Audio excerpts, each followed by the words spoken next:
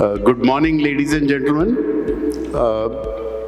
That was a fantastic opening session by Mr. Pandian, who talked about what are the different kind of things that are going on in UP. And I think that is what our discussion today is on the winds of change in UP. He took me back to 2004 when he talked about the inaugural which was done here of TiEcon UP. I remember I had also come for that. And in 2004, besides of course Rajnath Singh, Sanjeev Shreya had put together a whole lot of celebrities and so on. And it was indeed a very, very rousing introduction to TI that had happened. So let's talk about the winds of change. And Professor Agrawal, I'll start with you first. You've been out and out Kanpur person, right? You did your education here, and then after that in academics here, and you've been outside for few stints, but essentially you are an out and out Kanpur person. So, you know, why don't you talk about, say, the last 5 years, and let's see whether it's a breeze, whether it's a light wind. What are the things that have happened in the last 5 years? What changes you've seen on the ground? Yeah, first of all, thank you for inviting me to this session. Winds of Change in UP seems a very appropriate title for the discussion. Referring to your question, I see a significant wind that is picking up speed now in the state, particularly in Kanpur also. And that I'll just share some data to reflect, which reflects what is happening on the ground. IIT Kanpur had the business incubator for past 25 years, at the beginning of this century when we started. In this 25 years, we have incubated more than 500 startups, which works out to be, and typical duration during a startup spends in our incubator is 2 to 3 years. And right now, in our incubator, out of the 500, more than 250 startups are being incubated. What this shows is that most of these 500 startups, and these are nearly all of them in the technology domain, they have happened only in last 2 to 3 years. This reflects the exponential growth that has happened in these startups in our incubator, and that's just one example of how things are changing on the ground. When we take it elsewhere, going outside IIT Kanpur, look at the Kanpur city, as Mr. Pandian just described, and the plans for expansion of services and bringing the technology industry into the city are very extensive, and they are already picking up pace, and we hope to see great results in near future. So 500 startups, that indeed, number of things that have happened there. And I'll come back to it and ask you more about that. Mr. Vijay Kiran, if let's say as head of UP Inc., right, you want investments coming in, then what are your 3 most important things that will be on your slide to an investor vis-a-vis, let's say, Vietnam Inc.? Yeah, that is the most important question that we have to work on. Why an investor should come to UP. Firstly, thank you so much for Invest UP to be a participant here. For us, it is very important. These sessions with the investors, with the VC community, with the academia, particularly our startups, is very important to co-create, to partner with them and get the feedback and improve on the ecosystem. Commissioner Vijay Pandian already highlighted some of the offerings that we have. So for any investments or in environment to foster, we need the building blocks to be there, and that is what has happened in the transformation over the last few years. The first part is the infrastructure part. So UP boasts one of the best infrastructure in the state now. I can quote some of the figures that we have 55% of the expressways now, almost 8 expressways already live and some more coming up now. And on these expressways, there are integrated manufacturing and logistic clusters, 28 nodes being developed. Some of them are already saturated, some of them are upcoming, where we are developing plug-and-play infrastructure. UP boasts of 75,000 acres of land bank now, which is very crucial. That is also one of the critical parts of the infrastructure piece. We also have almost 16 airports, 5 international airports. The big one, the largest in Asia, coming up in Jewar. Anytime it will be inaugurated. So that's a very important system. We are the first inland water port. UP being a landlocked state was a disadvantage, particularly for export-oriented things. But now we have on the dedicated freight corridor, 1,000 kilometers out of the 2,500 kilometers is in UP. 47 out of 115 stations are in UP. So we have a dry port in Kanpur, where very close to from this place, where a lot of shipments are reaching the Mundra port, the JNPT port or the Kolkata port in 2 days. Similar ports in Dadri, Jhansi and so on. So there are 4 public run dry ports and 5 private run dry ports. The multimodal logistic clusters are coming, multimodal transportation hubs are coming, logistics hubs are coming up in a large number. So in the infrastructure piece, we are good. Even in the social infrastructure, we have 8,000 institutes, we have premium institutes like IIT Kanpur, IIM Lucknow and all that. There is a ecosystem there. There is a lot of talent pool emerging from these institutes. There are 2 lakh STEM graduates coming. So this box is getting ticked. If you compare again across states now, UP boasts one of the best infrastructure. The second thing that an investor looks for is the ecosystem support and the ease of doing business. UP has been consistently rated as one of the highest performers now. Of the last 6 months, under the Cabinet Secretariat Committee, there was a deregulation task force thing. UP stood first in the series of reforms that have been taken. We were one of the first states to decriminalize, pass the decriminalization laws. We have made all the crucial departments like, for example, pollution clearance has been, third-party clearance has been done, labor clearances, third-party has been onboarded. We have and a lot of other clearances or online data systems, robust data systems. Processes are routinized. We have the Nivesh Mitra 3.0 coming up, which is going to eliminate almost 50% of the touch points. So in terms of, we have a long way to go, but still there are a lot of steps taken. Major reforms initiated in labor, in fire department and so on. So the businesses find it easier and the transaction costs are reduced, the compliance burden is reduced. And there is a dedicated team, relationship managers at the field level, at the state level. Invest UP is a single window agency which is working with the investors to front end them right from intent to MOU to commercial operations and aftercare. So ease of doing business is a critical part, and we're working continuously on that. It's an ongoing process, and we look forward to being the #1 state in terms of ease of doing business. And crucial part of that is a policy-driven mechanism here. Pandian sir mentioned about the sectoral policies. We are operationalizing those policies. There is no reading between the lines. The transparency level here is very high. The access is there. There is a proactive administration. And the third part, which is a very crucial part, is making sure that the investor is facilitated and there is a promotion thing. You saw Honorable CM going in the last week to Japan and Singapore. For all the VCs and the startups here, there's so much interest in UP, India in particular, India in general and UP in particular. They are very gung-ho. A lot of the top companies Honorable CM-led delegation met want to partner with Indian companies, Indian startups to venture into UP. They are looking for their capital to be invested, and that's a golden opportunity, and that's what we are facilitating with foreign desks, sector-specific desks.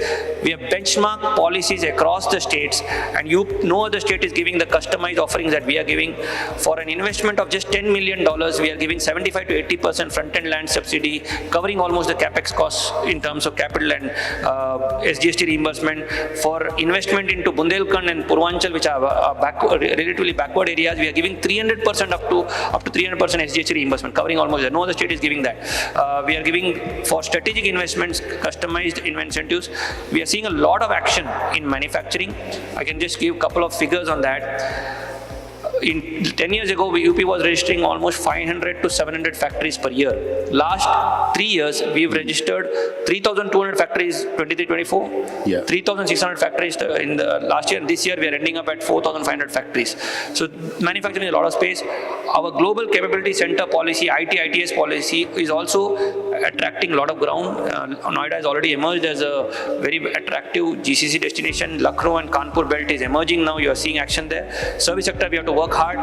Tourism and IT, ITES, data centers, AI, we have a lot of action happening, and we have to catch up with the more progressive states there. We are working on that with our policy-based environment, and that talent pool is crucial, and that's where the role of the academia and industry linkages comes up. So all these boxes are ticked, the building blocks are there, the inflection point is there for UP to reap the benefits of this, and there has to be close coordination with academia, with investor community and the government to create an environment where the investors and their ideas can prosper. Right. Yeah. So essentially, your 3 points that you are talking about. One is in terms of the infrastructure, physical, public, academic talent, that is the infrastructure which is there. The second thing is ease of business, that there are a number of things, slew of things that have been done to ensure that that happens. And the third is that you are investor friendly, right? And amongst the most investor friendly states. Professor Agrawal, let me come to you. Last night when we were talking, you talked about developing the Kanpur-Lucknow corridor. So far, yes, a whole lot of startups have come into UP, but primarily it is Noida. And it is essentially the overflow from Delhi, which has gone into to Noida and to Gurgaon, and Haryana has gained out of that. So how do you, what exactly are your thoughts on this Lucknow-Kanpur corridor?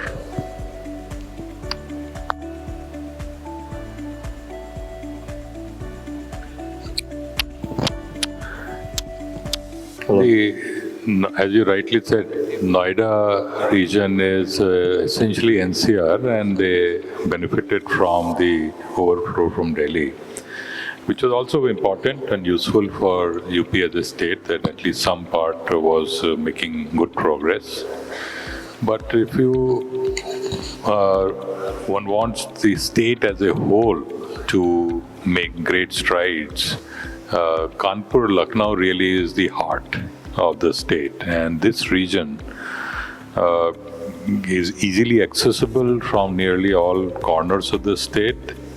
It has great pool of talent. We have universities, IIT, IIM, AKTU, number of technological universities, other Kanpur, Lucknow University.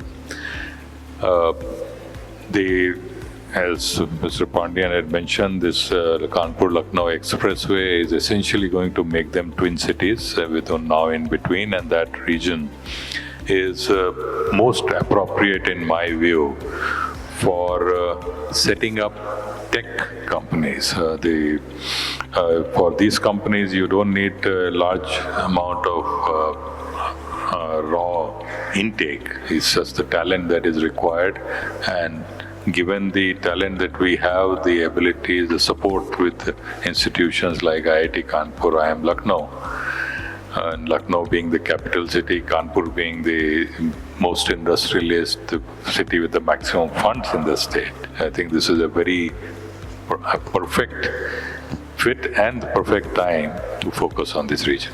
But what needs to be done in terms of, what actions should be? I would say this expressway, the area along the expressway, is probably the first one that can be developed as a new townships along the expressway, so that it remains easily accessible to the two cities, as well as airport and other facilities, other institutions.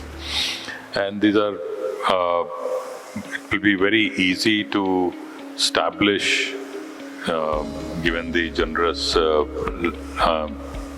land management policies of the state, to establish townships with all the modern facilities around that. So create townships around, along the corridor. Mr. Vijay Kiran, there has to be development in other areas of UP. UP is a large state, and there is the defense corridor which is there, and so on. And you talked about that it's not just infrastructure, but you have to create an ecosystem. So what are the specific initiatives that are being taken up to ensure that an ecosystem starts getting created around sectoral focus? Yeah, so that's a good question. So how do we get industry to move from an NCR bias towards other central UP, eastern and Bundelkhand region? So there are many initiatives that I think. The underlying guiding principle has been the cluster-based approach, because the integrated value chain can be built across that. So you would have seen the clusters emerging now. We have the electronics cluster, having the textile clusters, food parks coming across the state now. There are certain strategic advantages for the steel, cement sector in the eastern UP. So we are seeing a lot of action there, a lot of hub coming. We have tourist corridors coming up in Varanasi, Gorakhpur, Ayodhya, Prayagraj and so on. So that belt is going up there. We are focusing on GCC with the setting of the STPI parks and things for business process management processes, for nano GCCs and so on. Into this thing, UP is blessed with 10 cities with 1 million plus population. So that's a consumer market which anybody can think. We are seeing action including around this belt. For manufacturing, you saw Canpack, you saw United Breweries coming, you saw Crown Holdings coming in the Kanpur, Lucknow region, logistics companies coming up in those areas. So the cluster-based approach is what is leading. In the backward regions like Bundelkhand, we have a new industrial authority called Bundelkhand Industrial Development Authority. We already acquired almost 70% of the land there. So strategic sectors like we are having a pharma park coming up there. UPC is building up there for catering to an ecosystem there. We have new sectors like solar, green hydrogen, bioenergy coming up. There are strategic benefits in these backward areas to come up, and there our policies are very attractive. As I told you, we are offering 300% reimbursement of SGST, capital subsidy of up to 30 to 50%. We have all our sectoral policies catering to sectors also for data centers and so on. So in these things, dedicated clusters, plug and play infrastructure also. We are inviting private players to set up private industrial parks, business parks in areas like Lucknow and things, to come up with infrastructure so that entrepreneurs, particularly small and medium sized entrepreneurs, can come and just plug onto the infrastructure and start operations and enjoy the economies of scale and so on. So lot of initiatives in terms of policy support, ecosystem support and cluster-based infrastructure play being done by the industrial development authorities along with the private players in the private industrial park sphere. So we are coming up with that. We have seen it in logistics sphere. Now we are going to see it in manufacturing, and probably in cities like Lucknow, Kanpur, and of course we have in Noida. The commercial developers will stand up with funds coming from venture capital, with global funds coming in to create this plug and play infrastructure where service sector players can actually just utilize that space and enjoy the cost arbitrage, the strategic benefits in terms of business rentals, in terms of talent pool and so on. And would you also not just invite but attract, for example, VCs which are in those specific areas, let's say defense tech VC and so on, make it very attractive for them to actually set up base in those clusters and invest in those companies? In the last 1 week, Honorable CM met all the top funds in Singapore. You name them: GBS, Blackstone, Temasek, GIC, and similar ones in Japan, everybody, to just invite them to come and partner with Indian companies, Indian real estate developers, come and invest directly deploy their global capital funds, and they're very interested.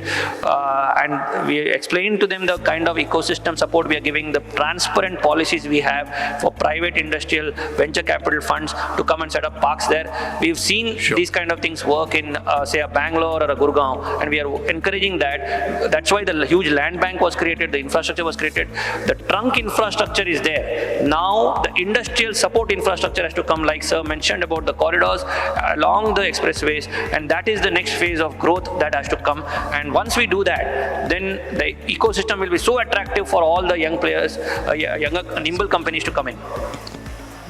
Okay, I'm told that our time is up, though I wanted to talk about talent and, how can we, because talent keeps on going out of cities. IIT Kanpur has generated a lot of talent, but, it's all working in Bangalore and Delhi and Bombay and so on. So how do we do that? But I believe that time is up, and therefore with that particular pressure, I'll stop the discussion here. Thank you very much for your thoughts on this area.